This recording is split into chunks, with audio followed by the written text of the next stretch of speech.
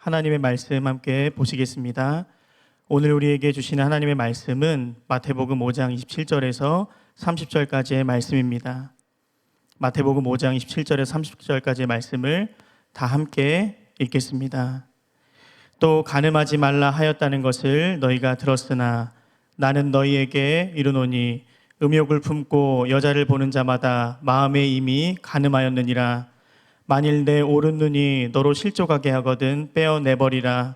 내 백체 중 하나가 없어지고 온몸이 지옥에 던져지지 않는 것이 유익하며, 또한 만일 내 오른 눈이 너로 실족하게 하거든 찍어내버리라. 내 백체 중 하나가 없어지고 온몸이 지옥에 던져지지 않는 것이 유익하니라. 아멘. 이제 박민우 목사님께서 나오셔서 이 시대에 가장 필요한 말씀이라는 제목으로 말씀 선포해 주시겠습니다.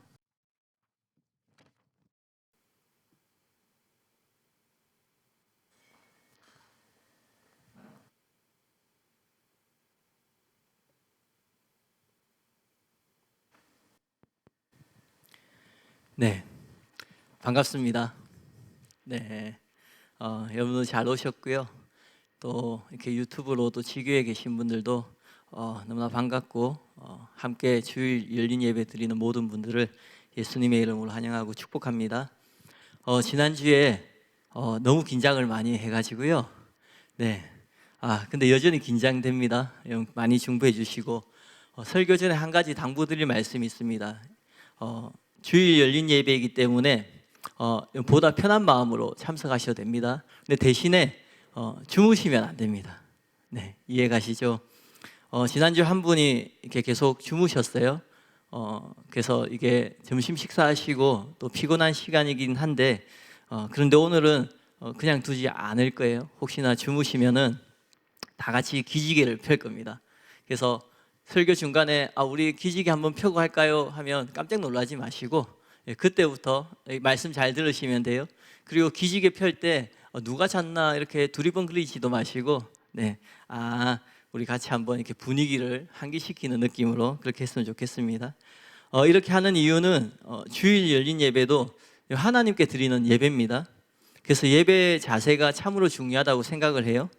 주일 열린 예배를 통해서 병아리가 닭이 되는 것처럼 여러분 잘 성장하셔서 본 예배에 가셔서 더 큰 은혜와 또 진리의 말씀을 충만하게 받으시기를 바랍니다.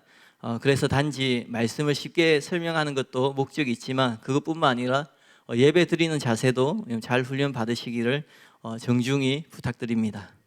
그리고 이 예배는 오후 3시 전후에 끝납니다. 그래서 1시간 정도 예배 드리기 때문에 충분히 집중하셔서 잘 참석하실 수 있다고 생각을 해요. 지난주도 예배가 저는 개인적으로 길면 어떻게 하지 이렇게 걱정을 했거든요. 요 시계가 지난주에 없어가지고 그런데 예배 마치고 보니까 3시 5분쯤 되었더라고요. 그래서 여러분에게 3시 전후에 예배를 마칠 것을 약속드리니까요, 지금부터 1시간 정도 집중해서 예배를 잘 들으시면 좋겠습니다. 오늘은 마태복음 5장 27절 30절 말씀으로 이 시대에 가장 필요한 말씀이라는 제목으로 하나님 말씀을 전하도록 하겠습니다. 오늘 본문에서 예수님께서 간음하지 말라는 제7계명의 정신을 설명하고 있습니다. 존 스토트의 책에 이런 말이 있어요. 더럽고 추악한 것, 외설 문학과 섹스 영화 같은 것들이 홍수처럼 범람하는 바로 이 세대보다 예수님의 이 가르침이 더욱 요구되며 더욱 적절한 세대는 없을 것이다. 여러분 이 말에 동의하시죠? 물론 예수님 때도 악하고 세상은 악하고 음란했어요. 마태복음 12장 39절에 예수님께서 악하고 음란한 세대가 표적을 구하나라고 말씀하셨어요. 그러나 지금 우리 시대는 7배나 더 악하고 더 음란한 시대입니다. 예수님이 예언하신 노아의 때, 롯의 때가 도래한 것처럼 보입니다. 그러므로 오늘 본문이야말로 이 시대에 가장 필요한 말씀인 것이에요. 더구나 오늘 본문은 우리의 영원한 운명을 좌우해요. 예수님은 살인을 금하는 명령에 분노와 모욕적인 말을 포함시켰던 것처럼 간음을 금하는 명령에 세욕적인 눈빛과 상상을 포함시키셨어요. 그리고 그런 죄를 짓는 자들은 지옥에 던져진다고 경고하고 계세요. 실제로 간음한 것이 아니라 상상만 했을 뿐인데 지옥에 간다고 하는 것입니다. 참으로 충격적인 말씀이죠. 그런데 더 충격적인 것은 많은 교회들이 이 말씀에 전혀 개의치 않는다는 것이에요. 수많은 목회자들과 신자들이 바리새인처럼 이 경고가 자기와 상관없는 것처럼 살아갑니다. 바리새인들이 다음과 같이 기도했어요. 누가복음 18장 11절에 하나님이여 나는 다른 사람들 곧 토색, 불의, 간음을 하는 자들과 같지 아니하고 이 세리와도 같지 아니함을 감사하나이다. 그들은 율법의 문자만 이해했어요. 그래서 몸으로 간음만 하지 않으면 된다고 생각한 것이에요. 그런데 예수님은 그들에 대해서 다음과 같이 지적했습니다. 마태복음 23장 25절 화 있을진저 외식하는 서기관들과 바리새인들이여 장과 대접의 겉은 깨끗이 하되 그 안에는 탐욕과 방탕으로 가득하게 하는도다. 같은 장 33절에 너희가 어떻게 지옥의 판결을 피하겠느냐 이렇게 말씀하시면서 엄히 꾸짖고 계십니다. 성경을 보면 이사야 시대의 유대인들은 종교인과 신앙인으로 나뉘어졌어요.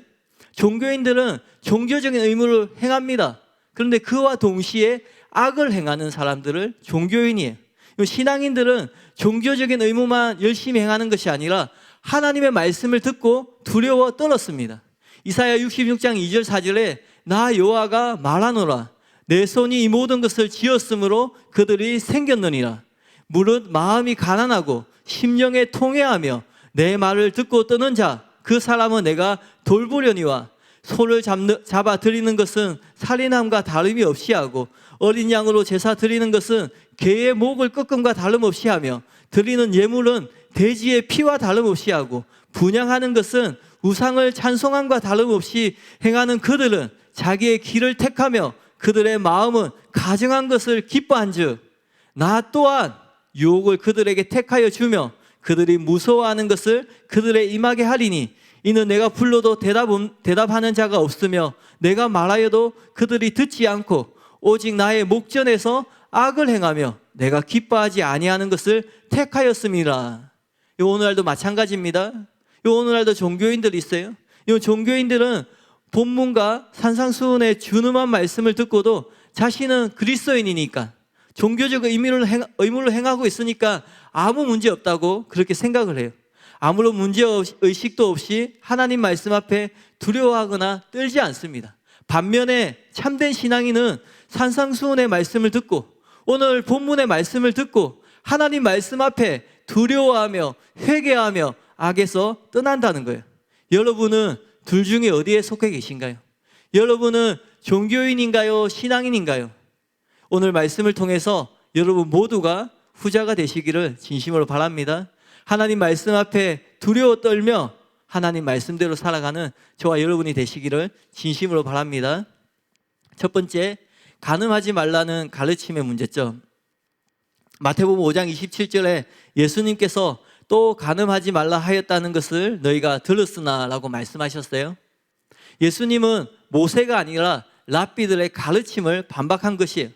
근데 여기서 이상하다고 생각할 수 있어요. 왜냐하면 간음하지 말라 이 말은 출애굽기 20장 14절 또 신명기 5장 18절에 나오는 7계명을 그대로 인용한 것이기 때문에 그렇습니다. 그래서 이게 왜 문제가 되지? 이렇게 생각할 수 있어요. 하지만 예수님은 간음하지 말라 하였다는 것을 너희가 들었으나 라고 말씀하셨어요. 이것은 예수님이 유대교의 가르침을 계속 논박하고 계시다는 것을 보여주는 것이에요. 그러나 유대교의 가르침이긴 하지만 성경 그대로 똑같은 문장이잖아요. 근데 왜 잘못되었을까요? 왜냐하면 당시 유대 랍비들은 이 계명의 문자만 알고 정신을 몰랐기 때문에 문자적인 의미만 강조했고 그렇게 했는데 그것이 문제라는 거예요. 그래서 문자 그대로 간음만 안 하면 된다. 무슨 음란한 생각을 하든 외설적인 책을 보든지 어떤 영상을 보든지 상관없다. 나는 행동으로 간음하지 않으니까 괜찮아. 그렇게 생각했다라는 거예요. 실제로 누가복음 18장에서 바리새인이 어떻게 기도해요? 자신은 간음을 하지 않으니까 세리보다 낫다. 그렇게 기도하는 것이에요. 그런데 예수님은 이들과 다르게 단지 문자가 아니라 정신을 가르쳤습니다. 그것을 스캇 맥나이트는 다음과 같이 잘 정리해서 설명했습니다.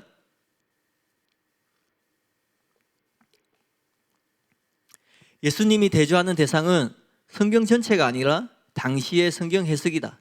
실제로 예수님은 성경 배후에 있는 하나님의 의도를 캐묻고 있다.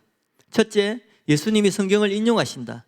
이것은 예수님께서 직접 인용하시기도 하지만 당시의 바리새인들이 성경을 어떻게 가르쳤는지에 대한 인용도 포함됩니다.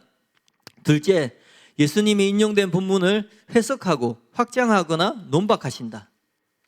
셋째, 하지만 예수님의 반대는 성경이 해석되어 오는 방식을 향한 것이다.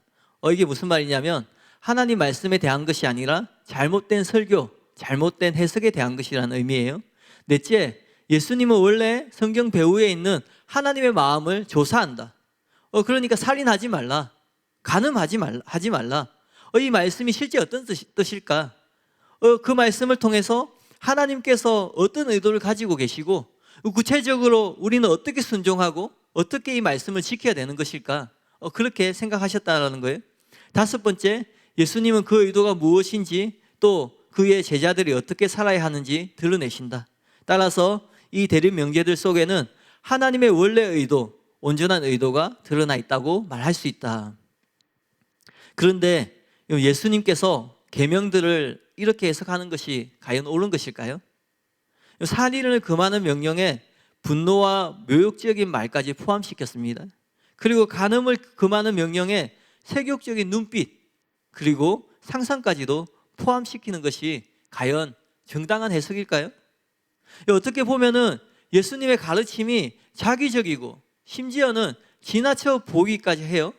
어떤 사람이 이렇게 생각할 수 있죠. 사람은 다 죄인인데 어떻게 그렇게 안 할 수 있어?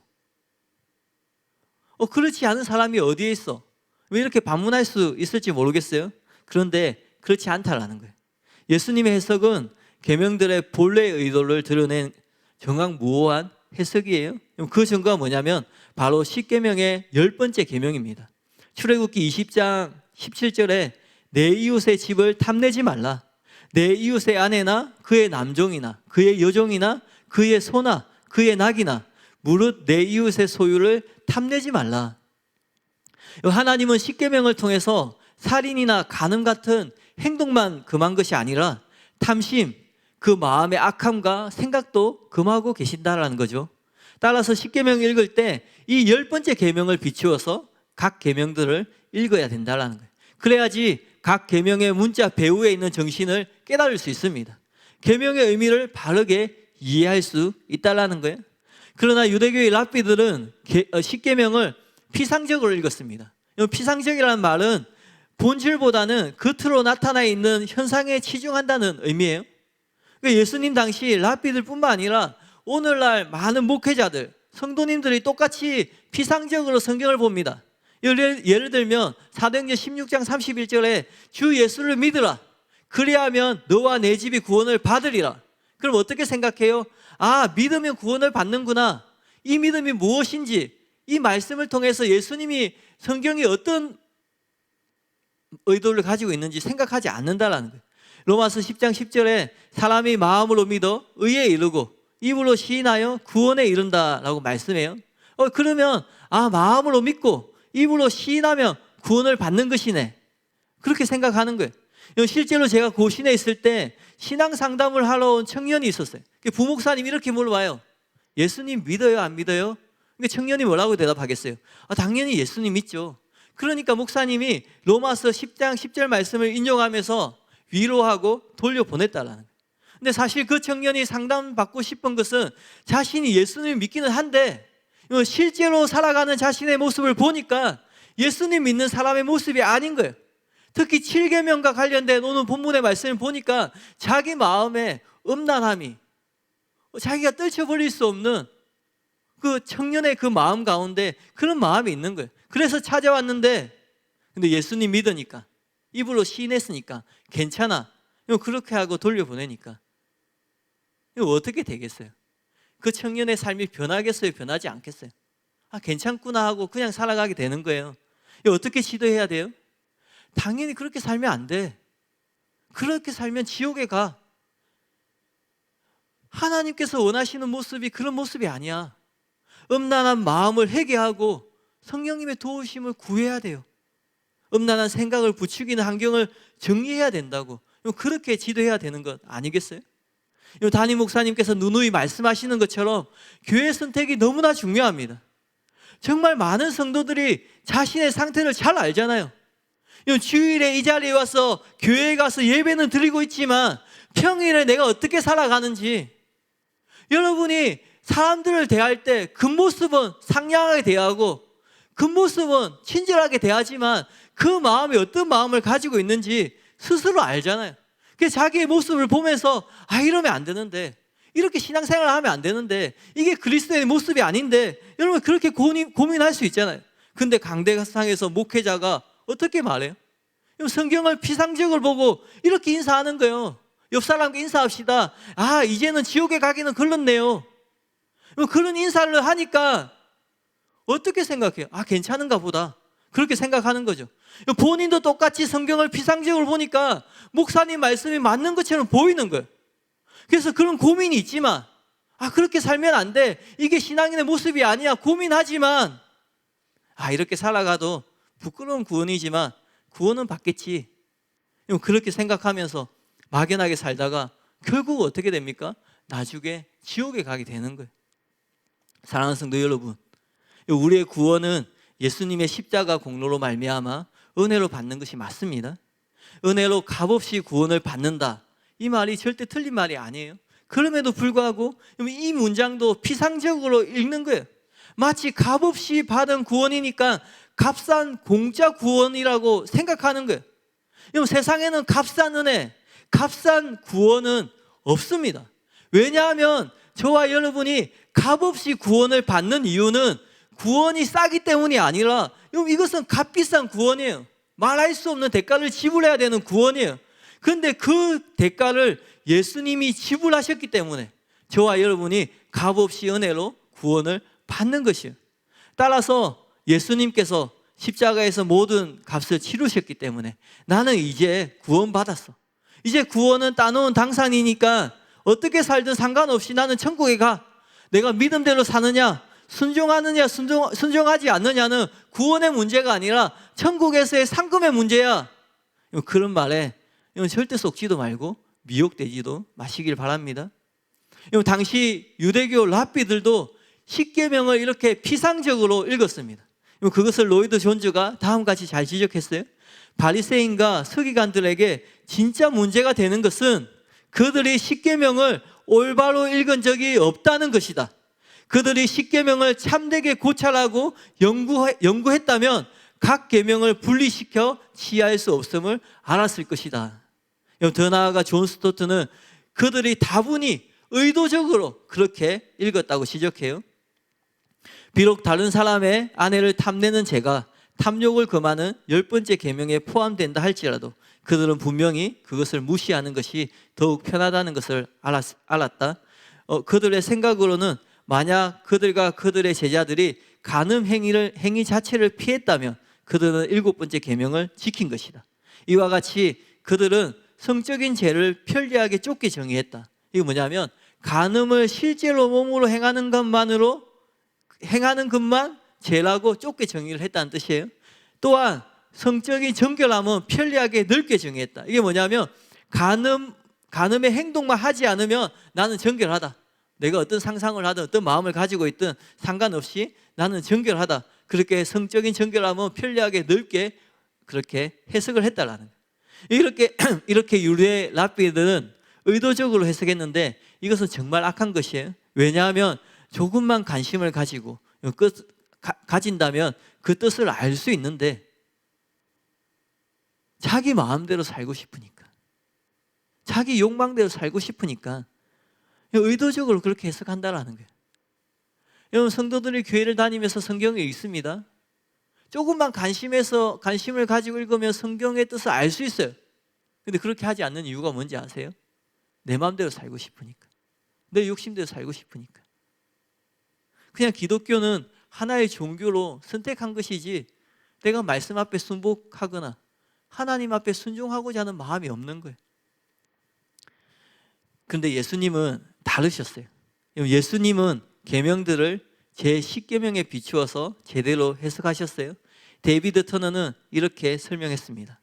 예수님이 음욕을 간음과 직접 연관시킨 것은 성윤리의 윤리보다 엄격한 표준이며 이는 7계명을 10계명으로 해석한 것이다.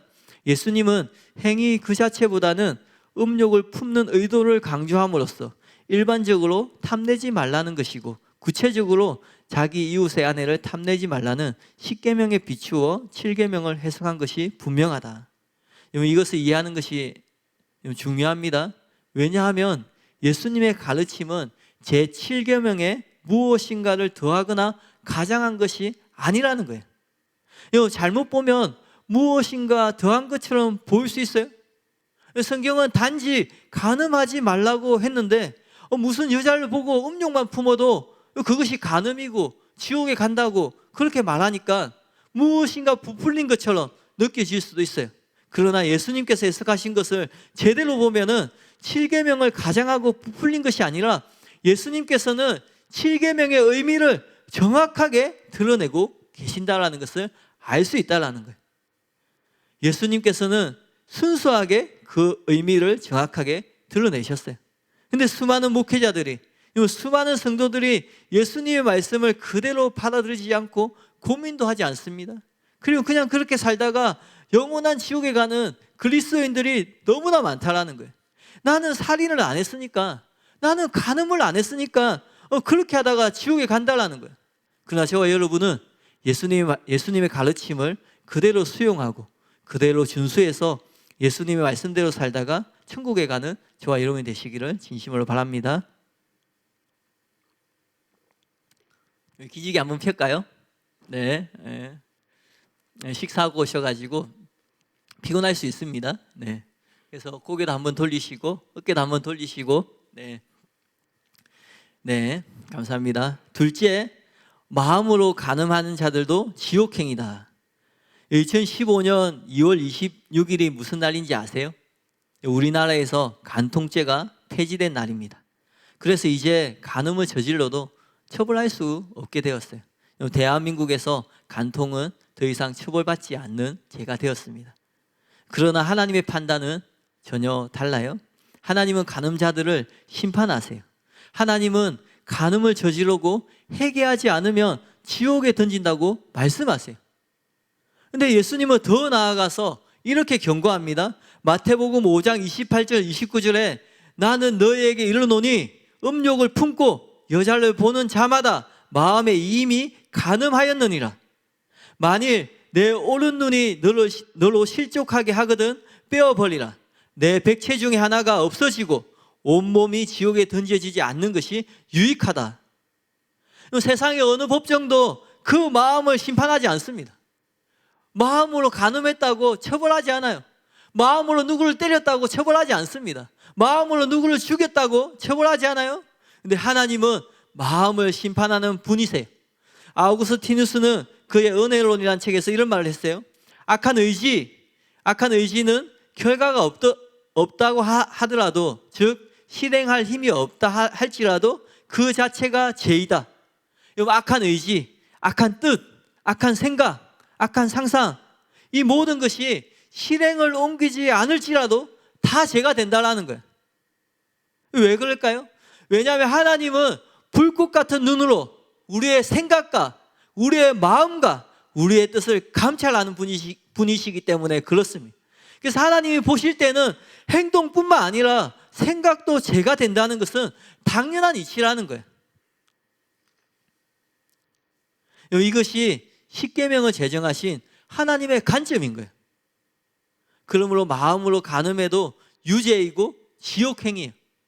그러니까 잠언 14장에 미련한 사람처럼 죄를 심상히 여기면 안 됩니다. 심상히 여긴다는 게 뭐예요? 대수롭지 않게 여기는 거예요. 에이 설마, 아무리 성경이 그렇게 말해도 설마 그렇다고 지옥에 갈까? 그런 마음을 가지면 안 된다라는 거예요. 과거 아이합에서 간증을 하고 우리 교회에 와서도 여러 번 집회를 한 존 물리니 목사님의 간증이 있어요. 이 간증에도 이 사실이 잘 나타납니다. 이 간증에 보면 참으로 충격적인 내용이 나오는데요. 좀 길지만 집중해서 잘 들어보시길 바랍니다.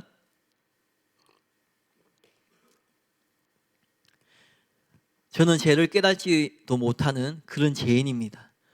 저 혼자는 회개도 못합니다. 회개의 은혜를 주세요.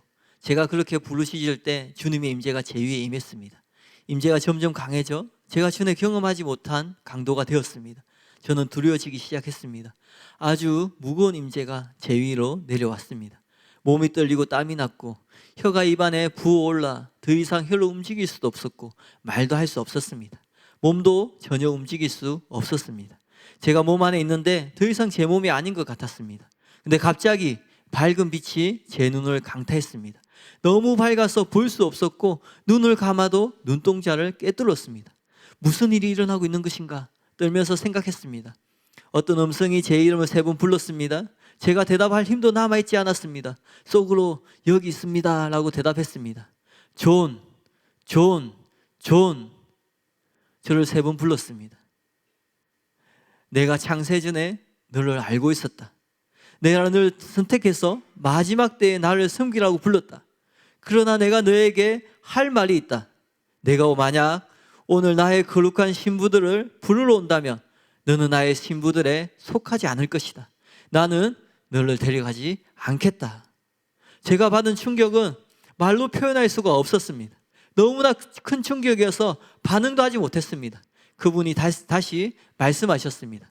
너를 데려가지 않겠다. 성경 말씀에 주를 기다리는 자에게 주께서 나타나시리니 라고 약속했기 때문이다. 너는 나를 기다리는 사람이 살아가야 할 그런 삶을 살고 있지 않다. 너는 온갖 더러운 것이 너의 삶에 흘러 들어오도록 허용하고 있다.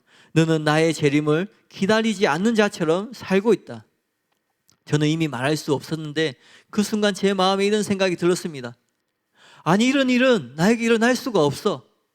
주님을 섬기기 위해서 나는 직업을 포기했고 선교에 나가기 위해 아버지가 물려준 집을 포기했는데 이런 말을 하다니 하나님 일리가 없어. 나를 데려가지 않겠다고 하시니 나의 신학과 가르침과 다른 이런 말을 나는 받아들일 수가 없어. 그자 그분이 고린도전서 6장 9절 말씀을 주셨습니다. 불의한 자가 하나님 나라를 유업으로 받지 못할 줄을 알지 못하느냐. 미혹을 받지 말라. 음행하는 자나 우상 숭배하는 자나 간음하는 자나 탐색하는 자나 남색하는 자나 도적이나 탐욕을 부리는 자나 술 취하는 자나 모욕하는 자나 속여 빼앗는 자들은 하나님 나라를 유업으로 받지 못하리라. 그분이 말씀했습니다. 너의 삶은 더러운 것으로 가득 차 있다. 너는 외형만 다듬으며 많은 것들을 마음속에 숨기고 있다. 내가 중심을 재어보는 하나님이라는 것을 잊어버리고 살고 있다. 너는 나를 만날 준비가 되어 있지 않다. 너의 삶에 이런저런 죄들이 있는데 어떻게 나를 맞을 준비가 되어 있겠는가? 그분이 죄를 나열할 때 저는 주님 자비를 베풀어 주세요 라고 할 수밖에 없었습니다. 그러나 그분이 이 죄를 말할 때만은 내 마음이 그것을 인정하지 않았습니다. 내가 이해하기로는 나는 한 번도 그런 죄를 짓지 않았기 때문입니다. 그분이 말했습니다. 너의 삶은 간음으로 가득 차 있다. 아니야 이건 아니지. 내가 마음으로 거부하자 음성이 잠시 멈추더니 다시 말씀하셨습니다. 내 입에 나오는 말은 전부 정직하다. 그런데 너는 나를 거짓말쟁이라고 부르겠느냐? 네가 네 마음조차 모르니 내가 보여주겠다. 이 날을 기억하느냐? 이 시간, 이 장소를. 형제 자매 여러분, 저는 그 시간, 그 장소에 있는 저 자신을 실제로 보았습니다. 택시를 타고 앉아서 다른 승객이 타기를 기다리다가 창밖에 한 여자를 보며 온갖 더러운 상상을 했습니다. 그게 떠오르자 저는 부르짖었습니다. 오 하나님, 제가 하나님을 거슬러 죄를 지었습니다. 너는 죄를 짓지 않았다. 너는 죄 가운데 살고 있다. 너는 낮부터 밤까지 그런 상상을 하며 살고 있다. 밤에 침대에서도 그런 죄를 즐기고 있다. 나는 너의 모든 순간을 알고 있다. 나는 너의 생각을 알고 있다. 너는 나를 두려워하지 않는다. 심지어 교회에서 설교단에 나를 섬기려고 서 있는 그 사람도 벌거벗기는 상상을 한다. 여자를 정욕의 눈으로 보는 자는 이미 간음을 한 것이라는 말씀을 읽어보지 못했느냐. 그리고 내 상상이 어떻게 작동했는지를 보여주는 그림들이 지나가기 시작했습니다. 주님, 제가 죄로 넘어져 있었습니다. 그것이 제가 사는 방식이었습니다. 저는 아무도 그 죄를 보지 못하기 때문에 제 가운데 편안했습니다. 그저 하나님이 말씀하셨습니다. 내가 보고 있었다. 나는 마음을 감찰하시는 하나님이다.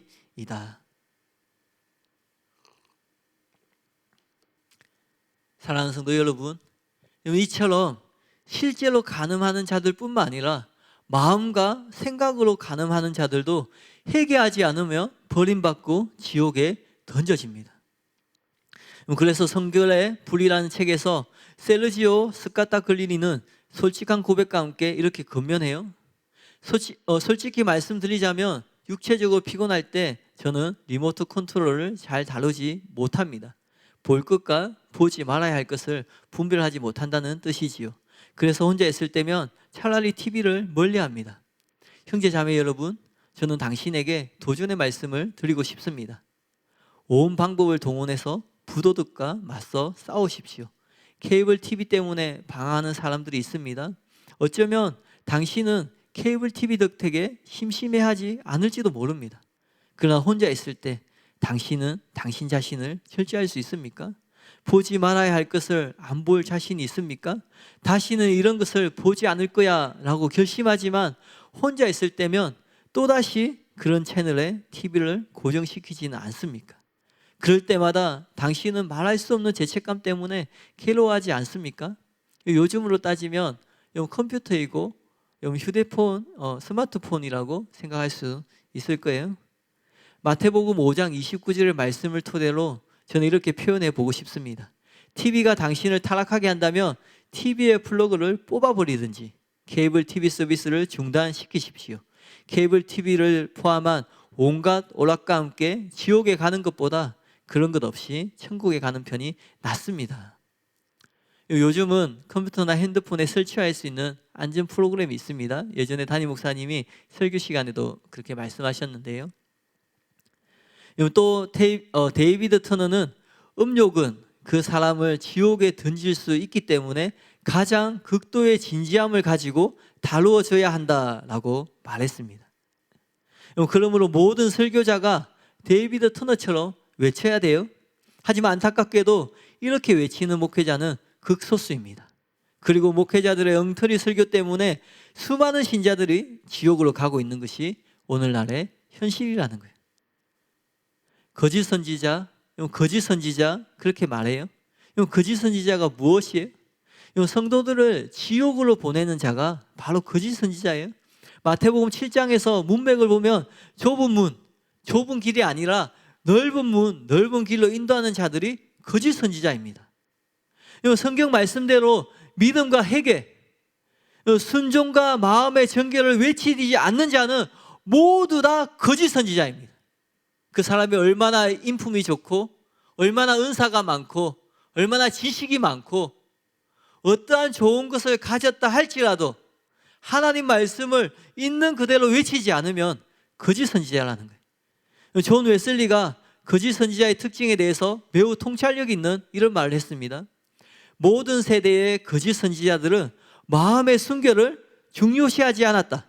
그러는 다만 하나님의 명령 중에 몇 가지 외적 부정이 뭐냐면 행동으로 짓는 죄에 대하였으만 금기할 것을 가르쳤을 뿐이요, 내적 부정, 마음으로 짓는 죄에 관하여서는 중요시하지 않았다.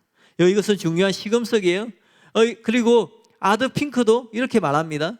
다른 어떤 설교에서보다도 여기가 뭐냐면 오늘 본문인 마태복음 5장 27절 30절이에요. 여기에서 설교자의 정통성과 유용성을 시험해 볼 수 있다. 왜냐하면 그가 만일 여기에서 십계명의 엄격함과 성에 대해서 해석하고 주장하는 데 있어서 오류를 범한다면 이 오류는 예수님의 가르침과 다르게 마음으로 간음해도 천국에 갈 수 있다. 그렇게 가르치는 것이 오류예요. 오류를 범한다면 그의 가르침 전부는 근본적으로 잘못된 것이며 남을 그릇된 길로 인도하는 것임에 틀림없다. 같은 책에서 또 이렇게 경고해요. 슬프게도 이 죄를 금하는 강력한 경고, 마음으로 간음해도 지옥에 간다 라는 이 경고는 듣기 좋은 말만 흘러나오고 있는 우리 타락한 시대의 강단에서는 거의 찾아볼 수가 없다. 오늘날의 설교에서 죄악으로 냉담해진 영혼을 두려워하게 하는 설교는 없다. 사도는 우리는 주의 두려우심을 알므로 사람들을 권면하거니와 라고 말했고, 앞절에서 바울은 그리스도의 심판에 대해서 이야기를 했다. 오늘날의 하나님의 신실한 모든 종들도 그렇게 해야 될 것이다. 사랑하는 성도 여러분, 이렇게 시대마다 진리를 외쳤습니다.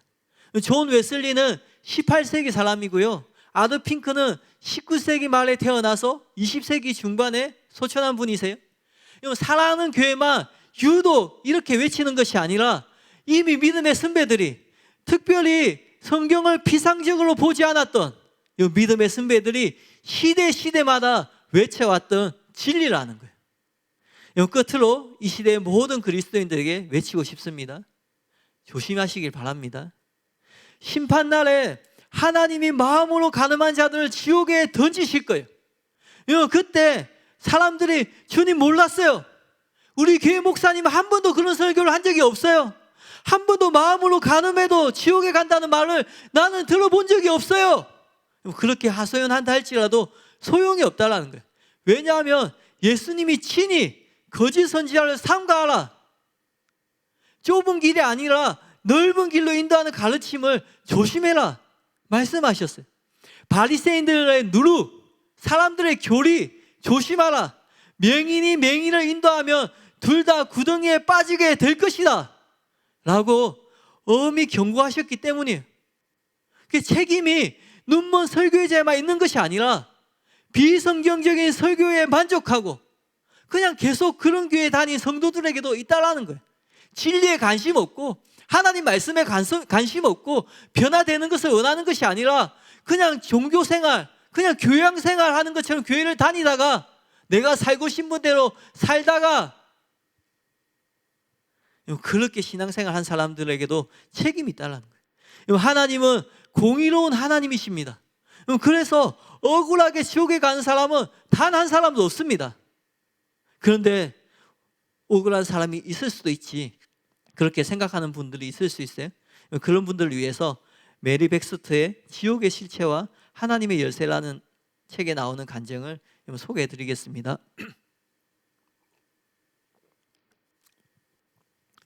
예수님과 함께 지옥으로 들어갔을 때 나는 불에 그슬린 땅과 수천 수만의 해골들이 불 가운데서 소리 지르는 모습을 보았다.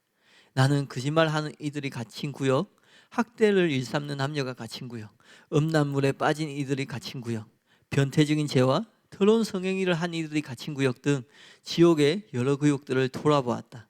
그 영혼들은 불 가운데서 비명을 지르며 자신들의 몸을 사르고 있는 불에서 빠져나오려고 발부둥 쳤지만 그럴 수가 없었다. 예수님이 해골에서 살이 돋아나는 모습을 보여주실 때면 아주 잠깐 동안 세상에 살고 있는 인간처럼 보이다가 순식간에 살이 뜨거운 용암처럼 흘러내렸고 벌레들이 그 뼈를 갉아먹으며 엄청난 고통을 주었다. 그들은 비명을 지르며 이렇게 외쳤다. 살려줘! 누구 없어? 어째서 아무도 나에게 이런 경고를 해준 사람이 없는 거야?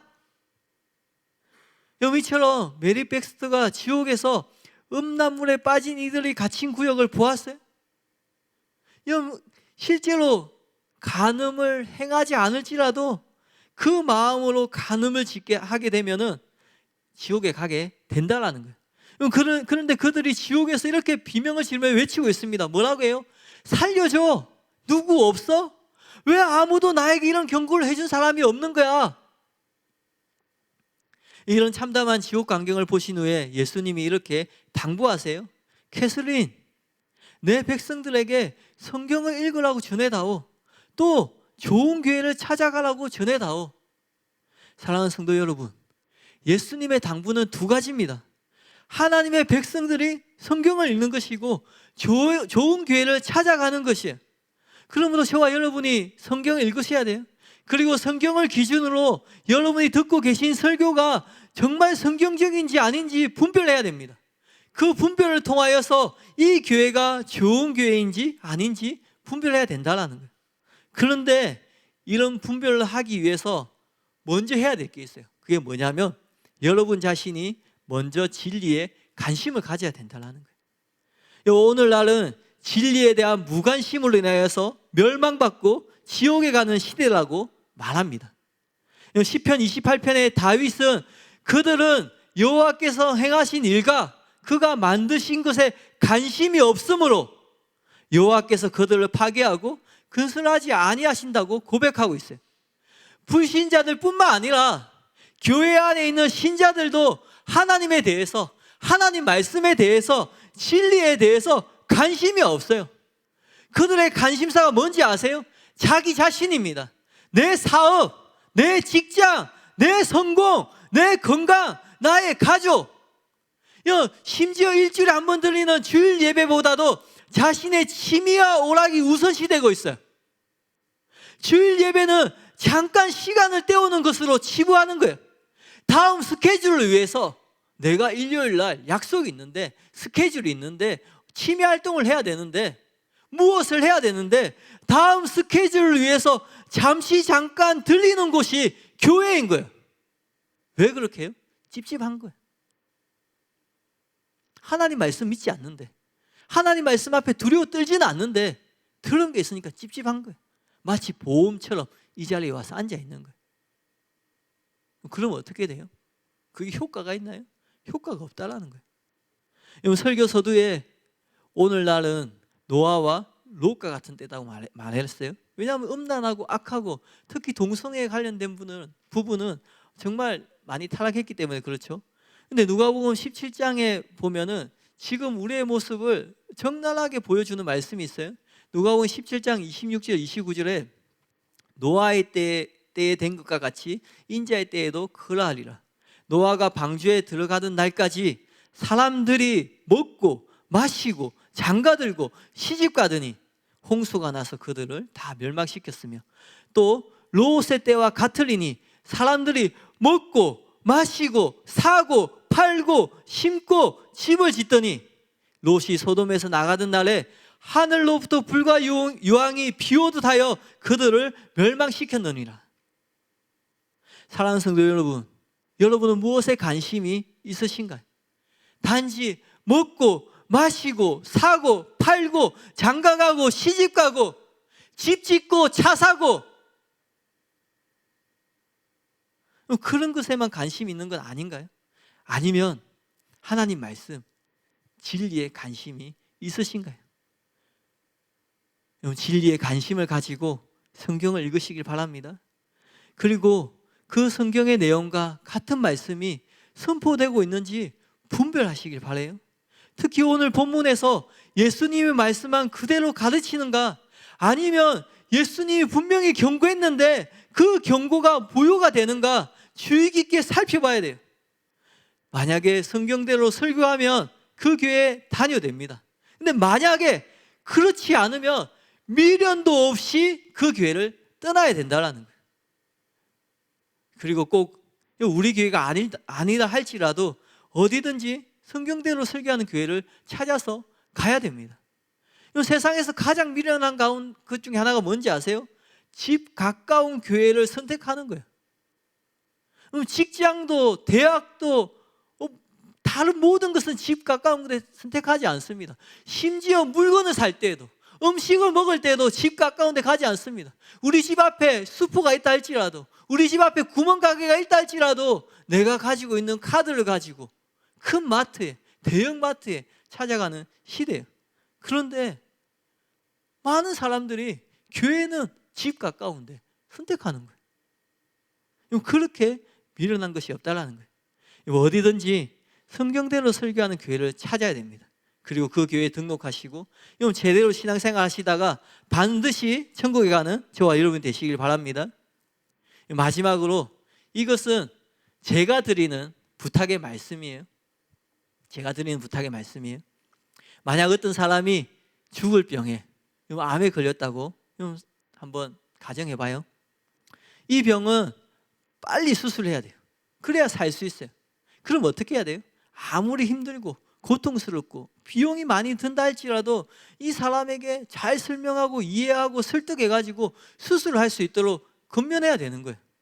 그런데 수술해야 살릴 수 있는 환자를 앞에 두고 그냥 두면 죽을 것을 뻔히 알고 있으면서 그 환자가 놀랄까 봐, 혹은 나의 진단이 듣기 싫을까 봐, 혹은 내가 하는 진단이 기분 나빠서 다른 병원에 찾아갈까 봐 진실을 말해주지 않는 의사가 있다고 생각해 보세요. 말도 안 되는 이야기죠. 반대로 이번에 어떤 암 환자가 의사와 면담을 하는데 의사가 좀 과격하게 얘기해요.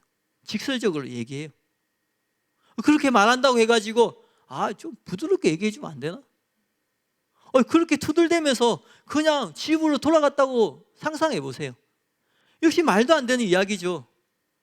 그 병원이 진단만 정확히 하고 아무런 치료법이나 방법을 모르는 것이 아니라 정확하게 진단하고, 그리고 이 질병에 걸려있지만 고칠 수 있고 살 수 있습니다, 그렇게 이야기하면서 실제로 살린다면, 실제로 그 질병을 낫게 한다면 어떻게 되겠어요? 그 병원이 미국이나 유럽에 있지 않다 할지라도, 아시아의 작은 나라에 있다 할지라도 전 세계에서 그 병원에 환자들이 찾아오지 않겠어요? 사랑하는 교회에 수많은 성도들이 전국에서, 아니 세계에서 찾아오는 이유가 여기에 있습니다. 바로 이곳에 아무런 타협도 없는 순수한 100% 진리의 말씀이 선포되고 있기 때문에 그래요.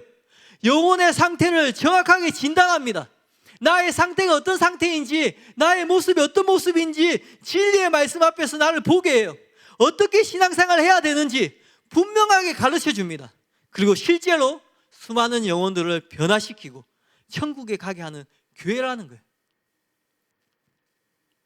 그래서 저와 여러분이 마음문을 활짝 열고 이 예배에 참석하시기를 진심으로 바라요.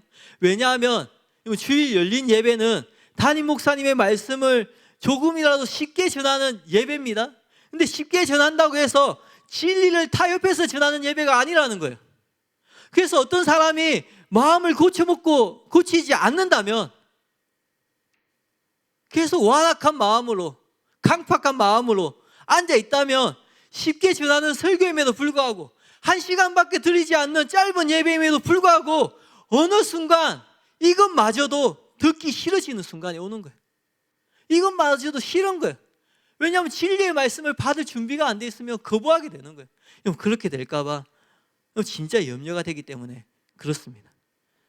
사랑하는 성도 여러분, 사랑하는 교회에서 전하는 진리의 말씀을 통해서 저와 여러분 모두가 종교인이 아니라 진짜 신앙인으로 변화되기를 진심으로 바랍니다. 그래서 진리에 진짜 관심을 갖는 성도님들이 되시기를 바라요. 천국과 지옥, 영원이라는 결과가 달린 문제인데 왜 신앙생활을 대충대충 하려고 하는지 모르겠어요. 왜 적당히 신앙생활 하려고 그런 마음을 가지는지 모르겠어요. 대입을 준비할 때, 취업을 준비할 때, 어떤 사업을 준비할 때 누가 대충대충 준비해요? 되면 되고 안 되면 안 되고 그런 마음으로 살아가는 사람이 어디에 있습니까? 그런데 우리의 영원한 시간, 천국과 지옥이 달려있는 이 신앙에 대해서 대충대충 생각한다는 거예요. 어떤 분은 어렵다고 얘기해요. 근데 진리는 결코 어렵지 않습니다. 성경을 보세요. 예전에 예수님 믿었던 사람들, 우리의 믿음의 선배들이 좋은 대학 나와서 신앙생활 잘한 게 아니에요. 그들이 좋은 학벌이 있어서 신앙생활 잘한 게 아닙니다. 진리는 결코 어려운 게 아닙니다. 관심이 없기 때문에 어렵게 느껴지는 거예요. 이것보다 더 어렵고 힘든 전문 분야의 책들이 있어요. 근데 이거는 필요하면 사가지고 읽고 몇 번을 읽어서 이해하고 시험을 치야 되면은 그것을 공부해가지고 답도 적어내잖아요. 그러므로 남녀노소를 불문하고 모든 성도님들이 진리에 관심을 갖게 되기를 진심으로 바랍니다. 또 그 진리 안에서 무럭무럭 성장하는 저와 여러분이 되시기를 예수님의 이름으로 축원합니다. 우리 이 시간에 들은 말씀을 가지고 함께 기도하겠습니다.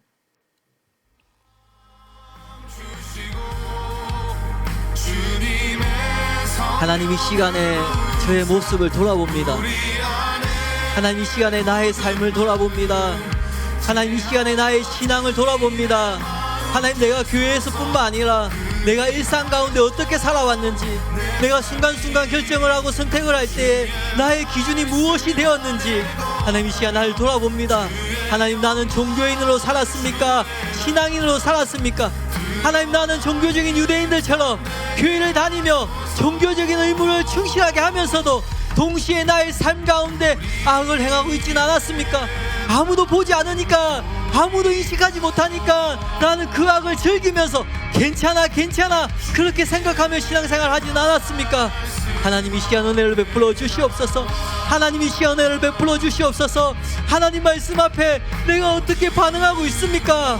정말 하나님 말씀을 나의 마음으로 믿고 그 하나님 말씀 앞에 두렵고 떨림으로 반응하고 있습니까?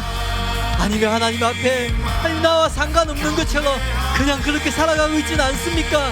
하나님, 내가 말씀을 들을 때에, 말씀을 읽을 때에 내가 어떻게 듣고 어떻게 읽고 있습니까? 혹시 비상적으로 읽고 있으면서 그 말씀의 의미는 알지 못하면서 그 문자만 바라보면서 괜찮아 나는 살인하지 않았으니까, 나는 간음하지 않았으니까 괜찮아 그러면서 스스로 속으며 살고 있지는 않습니까? 하나님 은혜를 베풀어 주시옵소서. 나의 모습을 볼 수 있도록, 하나님 나의 현실을 장악할 수 있도록 은혜를 베풀어 주시옵소서. 하나님, 나는 악하고 미련하여서, 하나님 나는 이기적인 나의 마음을 가지고 있기 때문에, 하나님 나는 나를 너무나 사랑하기 때문에 나의 모습을, 나의 실제의 모습을 직면하지 못합니다. 성령님이 시간에 충만하게 임하여 주셔서 나의 모습을 볼 수 있도록, 나의 실제 상황을 볼 수 있도록 은혜를 베풀어 주시옵소서. 하나님 역사하여 주시옵소서. 하나님, 내가 주님 말씀 앞에 씁니다. 하나님, 내가 진리의 말씀 앞에 씁니다. 하나님, 내가 이 시간 두렵고 떨림으로 하나님 말씀 앞에 씁니다. 하나님, 내가 예수님 말씀하신 하나님 7번째 계명 앞에 씁니다. 하나님, 내가 단지 간음을 행하지 않는 자입니까? 아니면 나의 마음으로 이 간음과 싸우며, 하나님, 내가 이 죄와 싸우며 피 흘리기까지 싸우며 살아가고 있습니까? 아니면 내가 종필진이 목사님이 간증한 것처럼 나의 삶 가운데 하나님, 내가 이것을 즐기고 있으면서, 이것을 내 마음에 품고 있으면서 나는 간음하지 않았으니까, 아무도 모르니까 괜찮아 그러며 살아가고 있지 않습니까? 하나님은 마음을 보시는 하나님이십니다. 하나님은 나의 생각과, 하나님은 나의 마음과, 하나님의 나의 모든 것을 통찰하는 분이십니다.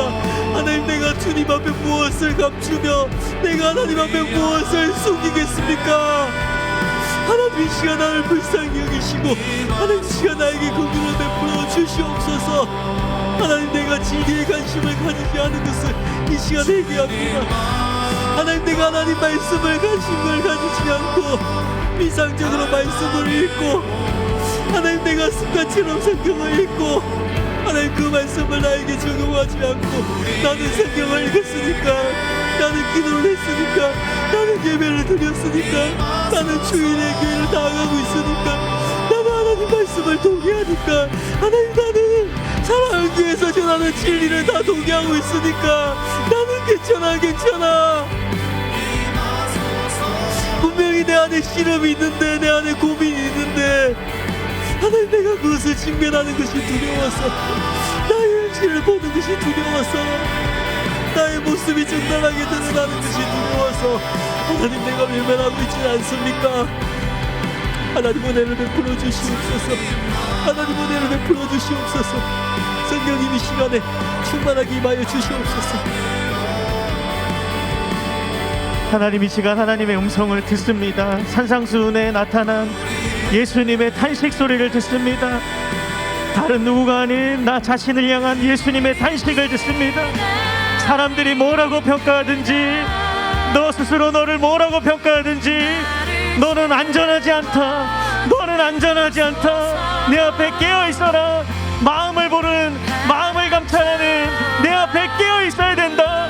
예수님의 그 산상수훈에 녹아있는 나를 향한 탄식 소리를 듣습니다. 나를 향한 애타는 부르짖음을 듣습니다. 하나님, 사람들 앞에 내가 얼굴을 들 수 있어도, 사람들 앞에 내가 서 있을 수 있어도, 내 마음과 중심을 잡히신 하나님 앞에 내가 감히 서 있을 수가 없습니다. 하나님 앞에 내가 고개를 들 수가 없습니다. 심령이 가난하고 마음이 통해하고 하나님 말씀 앞에 떠는 하나님 그러한 심령을 나에게 부으소서. 우리의 마음에 깨지지 않는 완악함들이 말씀을 들어도 변화되지 않고 비를 불어도 춤을 추지 않고 애곡하여도 슬퍼하지 않는 하나님 우리 안에 깨어지지 않는 말씀을 듣지 않는 그런 마음들 완악함들이 이 시간에 성령으로 깨어지게 하소서. 이 시간에 하나님 변화되게 하소서. 주님의 말씀을 생명의 동아줄 붙잡듯이 필사적으로 붙잡는 간절한 마음 우리에게 부으소서. 하나님이 원하시는 마음이 심령의 가난한 마음, 하나님 말씀의 온유한 마음, 팔복에 담겨있는 하나님의 그 애곡하는 마음이, 애통하는 하나님의 그 마음이, 하나님의 그 부르짖음이 하나님 우리 심령 가운데 내 말씀 시간마다 심령에 울려 퍼지게 하소서. 내 심령으로 듣게 하소서. 귀가 아니라 마음으로 중심으로 하나님 이 시간에 말씀을 받고 깨어지고 변화되고 실제적으로 변화되는 변화의 사람 되게 하여 주시옵소서. 팔복의 사람 되게 하여 주시옵소서. 하나님 감사합니다. 하나님의 은혜가 없이는 아무런 소망이 없음을 고백합니다. 하나님 난 스스로 나를 볼 수 없음을 고백합니다.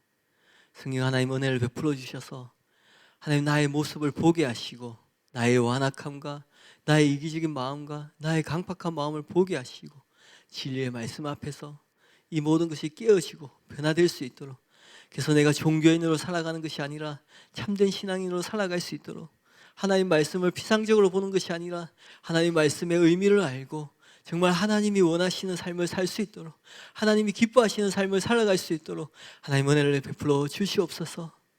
진리의 관심을 가질 수 있도록, 정말 하나님 말씀을 사랑할 수 있도록, 그래서 다윗이 고백한 것처럼 하나님 말씀이 진실로 꿀과 송이꿀보다 더 달콤함을 알 수 있도록, 경험할 수 있도록 하나님 은혜를 베풀어 주시옵소서. 그래서 하나님 말씀이, 그 성경이 늘 나의 삶 가까이 있게 하시고 진리를 사랑하는 자가 될 수 있도록 하나님 은혜를 베풀어 주시옵소서. 하나님 감사합니다. 이 모든 말씀을 예수님의 이름으로 기도하였습니다.